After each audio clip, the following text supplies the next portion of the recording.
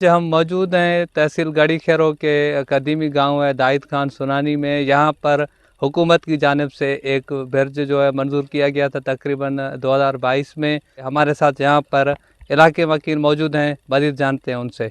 असो अर्ज़ आ त 1 महीने का वठी इन शाख जो खोटराई करे विया सलीम चौहान, तो वरी रोज़ पे रोज़ डटा थो ॾे। अॼु था अचूं सुभाणे था अचूं। DC साहिब के भी अपील कियो आहे। असांजो अपील आहे साईं मुराद अली शाह के, पंहिंजो DC साहिब के, मुमताज़ जखराणी के, त महिरबानी करे असांजो हिन पुल जो कमु जल्द खां जल्द शुरू कयो वञे।